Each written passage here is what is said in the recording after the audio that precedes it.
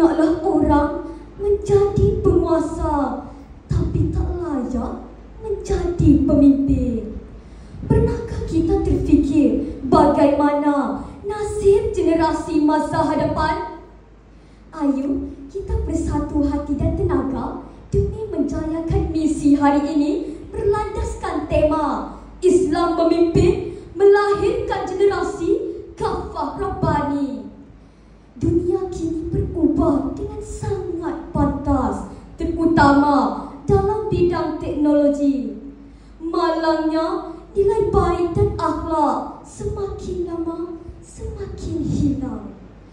Islam datang membawa suatu rahmat yang menyeluruh, iaitu kafah.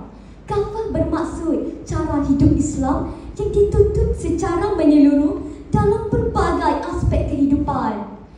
Frasa generasi Rabbani pula ialah generasi yang berakhlak mulia, berpandukan wahyu, berpaksikan tauhid dan hidup semata-mata untuk mendapat keredaan Allah. Justeru, marilah kita sama-sama telusuri 3 sebab utama mengapa Islam mesti memimpin demi melahirkan generasi kafah Rabbani. Hadirin yang dirahmati Allah sekalian, intipati pidato saya yang pertama, Islam adalah sistem hidup yang sempurna dan menyeluruh. Islam bukan sekadar ibadah solat dan puasa, namun Islam merupakan sistem hidup yang lengkap meliputi akidah, syariah, akhlak, ekonomi, politik dan sosial. Hari ini ramai orang yang memisahkan agama daripada kehidupan. Akibatnya ramai remaja hilang arah, terjebak dengan gejala sosial dan nilai amanah semakin lenyap. Allah berfirman dalam surah Al-Baqarah ayat 208, Ya ayyuhallazina amanu dukhulu fis-silmi kaffah wa la tattabi'u khutuwatis syaitan innahu lakum aduwwum mubin. Maksudnya, wahai orang-orang yang beriman, masuklah kamu ke dalam Islam secara menyeluruh dan janganlah kamu ikut jejak langkah syaitan. Sesungguhnya syaitan itu musuh yang nyata bagi kamu.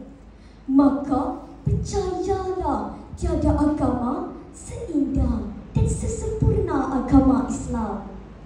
Hadirin yang dihormati, intipati pidato saya yang kedua ialah generasi kafah Rabbani dibentuk melalui ilmu dan pendidikan berlandaskan Al-Quran, hadis dan sumber syariat. Dalam kalangan para ulama, Imam Syafi'i diumpamakan seperti bulan purnama di kalangan bintang-bintang di langit. Hal ini menunjukkan bahawa ilmu dan pendidikan berteraskan wahyu sangat memberi impak kepada generasi Rabbani.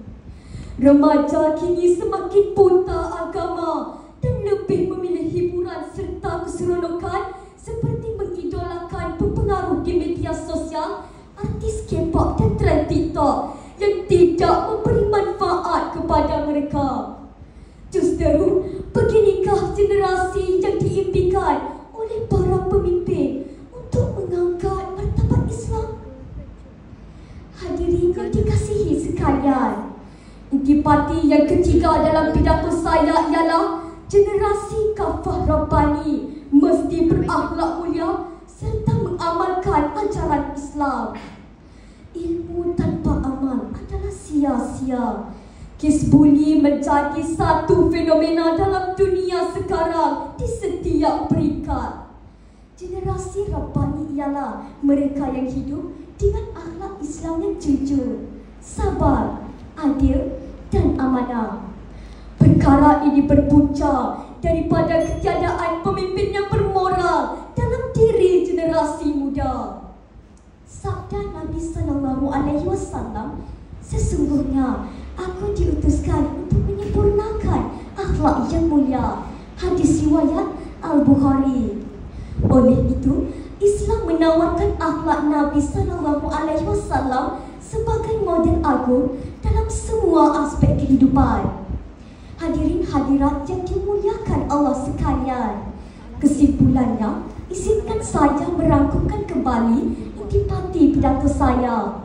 Pertama, Islam adalah sistem hidup yang sempurna dan menyeluruh. Kedua, generasi kafah Rabbani dibentuk melalui ilmu dan pendidikan berteraskan wahyu. Ketiga, generasi kafah Rabbani mesti berakhlak mulia serta mengamalkan ajaran Islam dalam kehidupan seharian. Tuntasnya, memimpin Islam secara kafah inilah perasaan menjadi tenteram, damai dan mantap sehingga mampu memimpin manusia menuju kejayaan di dunia dan akhirat. Sesungguhnya, ajaran Islam itu taklah putih hujan, tak lekang di panas, kekal menjadi panduan hingga ke akhir zaman. Sekian, wabillahi taufiq wal hidayah.